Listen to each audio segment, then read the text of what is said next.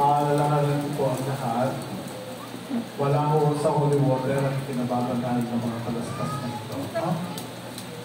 Kapag ako gusto niyo holy water, meron po akong isang timbang holy water na ibubuhos sa inyo. No? Kapag pinagpilitan ninyo. No? Okay? So, kapag ako nagdasal na ni Father, yung prayer of blessing, at pag naiwag-iway na ninyo yung mga panaspas, ibig sabihin mo yan, ang mga panaspas na inyong hawak ay napaspasan na. Huwag yun ang idudul-dul mamaya sa mukha ko yung panaspas ninyo. Pag ginawa niyo, hahampas ko sa inyo.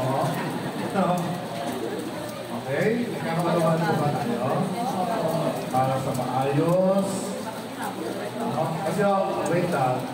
Kung talagang baka magpapabait sa inyo yung panaspas, paliligo ako pa kayo ng holy water after the mass. No?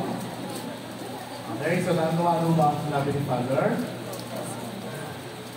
Opo.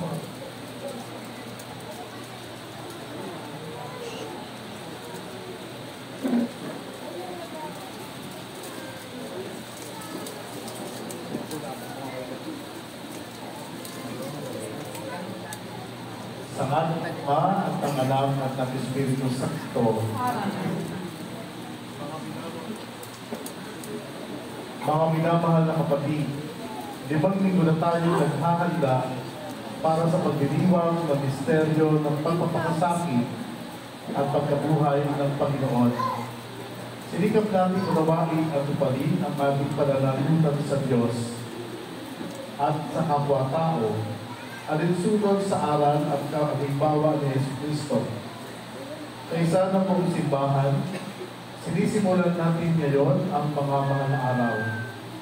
Si Kristo ay matagumpay na pumasok sa kanyang lungsod upang tuparin ang kanyang gawain bilang Mesiyas. Ang magpakasakit, mamatay at muling mabuhay.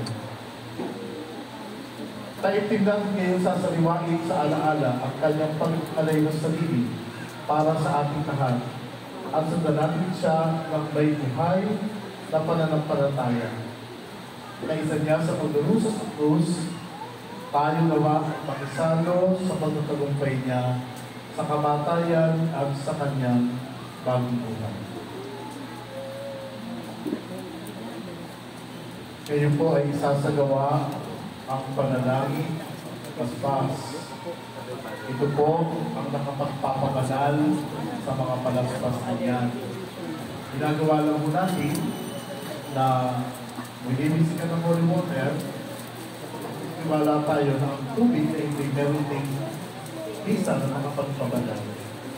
Pero yung pong panalangin ay sapat na rin upang pabanalin ang mga palaspas na ito. Kaya kung inuduldol sa mukha ng lay minister o ng pare ang mga palaspas na ito, kapag inuduldol niyan, hahampasin mo namin kayo ng walis tampo. Manalangin tayo. Pakitaas po ang mga hawak na palaspas. Ama naming makapangyarihan, ang mga palaspas nito na hawak ng iyong mga anak ay iyong pagpalain.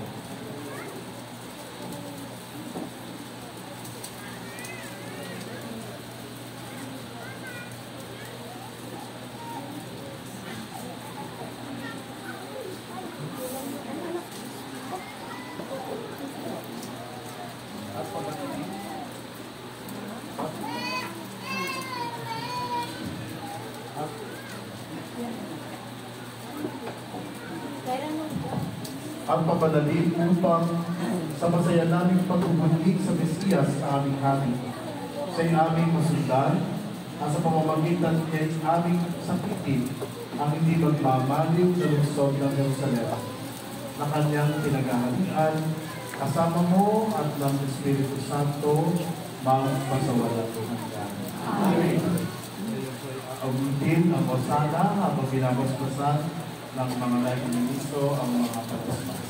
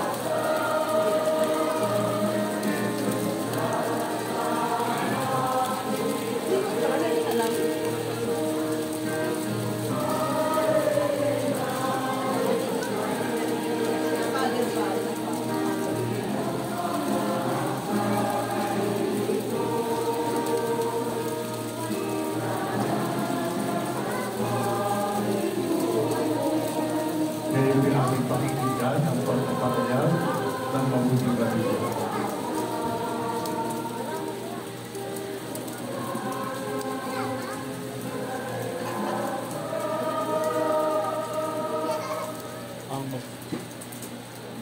Ang mabuting balita ng Panginoon ayon kay San Lucas. Noong panahon iyon, nagpauna si Jesus patungong Jerusalem. Nang malapit na siya sa Betania, sa bundok na kung tawagin bundok ng mga Olibo, pinauuna niya ang dalawang alagad. Sinabi niya sa kanila, pumunta kayo sa susunod na layo. Sa pagpasok doon, matatagpuan ninyo ang isang isirong asno. Nakataling, hindi pa ito nasasakyan ni naman. Halagin ninyo at dalhin dito.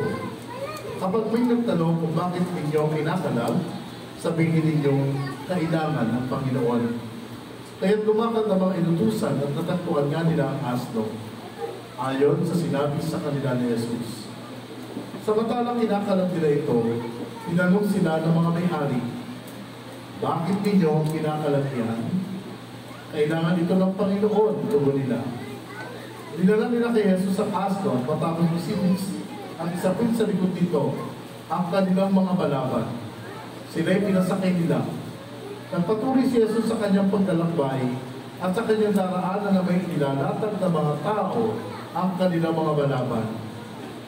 Nang malapit na siya, palusog na sa libis ng bundok ng mga Olibo, nasigawan sa galak ang buong pangkat ng mga alagad at malakas na nagpuri sa Diyos dahil sa mga kababalagang nasasaksihan nila. Ang wika nila, purihin ang hari na dumarating sa ngalan ng Panginoon, kapayapaan sa langit, purihin ang Diyos. Sinabi sa kanila ng ilang Pariseyong kasama ng karamihan, Guro, samayin mo nga ang iyong mga alagad. Sumagot siya, sinasabi ko sa inyo, kapag tumahimik sila, ang mga bato ng sisigaw. Ang mabuting balita ng Panginoon.